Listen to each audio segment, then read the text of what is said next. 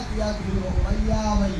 dhalinta markaan hor istaago uurkooda waxa ka buuxaya ayaan aad uga yaabay habeen ma aanan baryin magaalada isla galabkii subaxii aan imid habeenkii baan liida tegey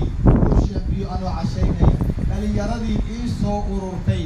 waxa ugu horeeya oo ay igala hadlayeen anoona waraysanin waxay ahaayeen fasahaadka ka jira xeebta liida iyo magaalada mid walba uu doonayo gabar walba wiil walba in dadkan la hor istaago oo la wajaho lala hadlo aad baan ugu farxay in dhalinteeni ay wax qaban la'dahay laakiin ay wanaag badan uurkooda inuu ku aasan yahay aad baan idinkaga mahad celinayaa waxaan marka ugu horeysaa taa xusuusin unbay ahayde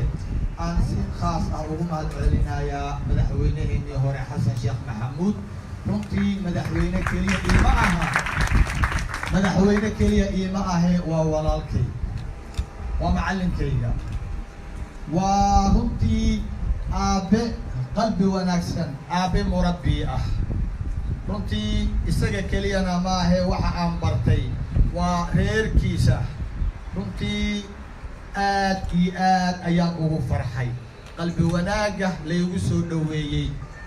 iyo weliba inuu weli u taagan yahay waa da'weeyaan inuu nastay ahayd laakiin eeg wuu diiday inuu jiifto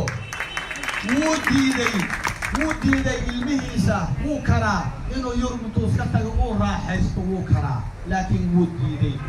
inuu maanta idan hor fadhiyo idinkiyo dhalinyaro ah inuu xafiiskiisa isagoo daalan uu fadhiyo inuu reerkiisii ciyaalkiisii ka fog yahay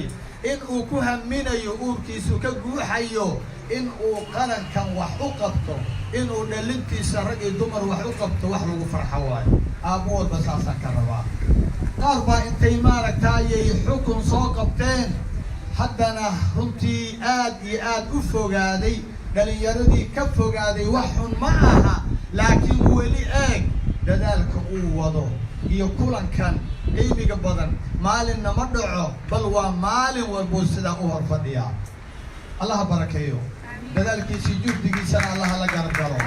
runtii garbaha la shaqaynayana aad iyo aad baan runtii uga mahad celinayaa in qofka wanaagga wada la garab istaago wax aad iyo aad u qiimi badan weeyaan dhalinyaro anigu sidayduba maahinin siyaasi ah siyaasaddana waa runtii ma suubiyo siyaasad haddaan wagala dhaha waa hadlaynayaa laakiin waxaa jira wax aan soo bartay dhiiggayga iyo dhuuxayga ku shaqeeya waa diinta iyo dacwada iyo inaan dhiso nafaf shaqada aan hayaa waxaan leeyahay waa shaqo aad iyo aad u adag waana shaqo sarraysa waa shaqadii rasuulka lala soo saaray sala allahu calayhi wasalam shaqada aan hayay iyo booska aan isleeyahay arday baan ahay iminka sheekh maahi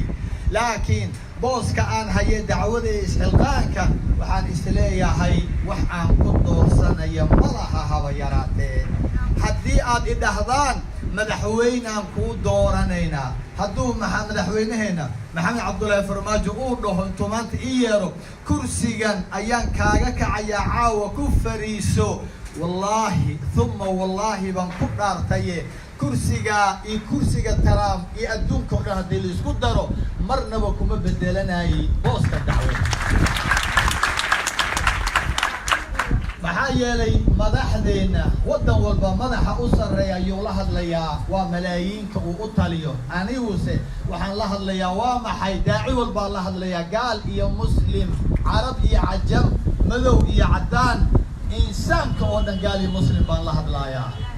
marka anoo intaa la eg oo intaa la hadli kara wax gaarsiin kara in aan ku soo laabto oo ay dadka qaarkii igu soo leexiyaan kenyaawi waa siyaasi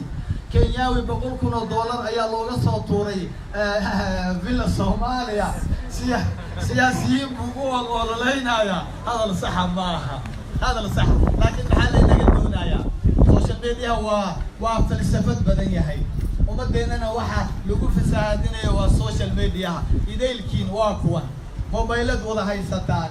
kan waaye kan dadka ama lagu dhiso ama lagu dumiyo kan weeyaan marka ha noqonina kuwa cilmigooda iyo caqligooda qalinkooda xoogooda iyo xoolahooda ku dumiya قرن كدومية ناففها نقوننا كو كل النقطة مربى هذا جهد بحنيسان قعنتوا حقوريسو أفكو هذليو مربى هذي دلالك أصمين إنسان جديد إنسان سو جدان وحلو بهاي واحد كسو جدان هالنقطة إن تقارن كردستان واحد يسوي مادين وإن تقارن كردستان وإن أدمارك تاي أمتكم مديسان واحد أرتيهن أو أتقارن إنسان ولا ليال دلني يرضى وكوي دبرك النقطة كاوي حبيب كان صلى الله عليه وسلم إنه قارن بالصوم وديالك يومنا كذلك مرين ويديدين بل وي عقبت بيكون نقدين ويهر استاجين لكن اللي يردي يا أبو يرى علي بن أبي طالب وتقرن 6 سنة يجري 6 سنة هو قرب استاجي أبوينا إلا ما تجي أبوينا وأبو بكر قال قرب استاجي قرن حوقي سيباتي قل كان حوقي سيباتي أنتي واتكون دالتين ودلقاتك كلكينا إن بدنبو إلي صوت دلقاتي كلكينا إن بدنبو والله واتكون دالتين واتكعبتين واتكعنتين واتكهوتين بيريه ساد قولتين أنتي ودالي أبان وين بويدن كلية قولك هويو أيالي رهدا إيجي إلهي بدن كداريين هويو إلهي حق الحسية طلوات الإشان حوقين حولهينا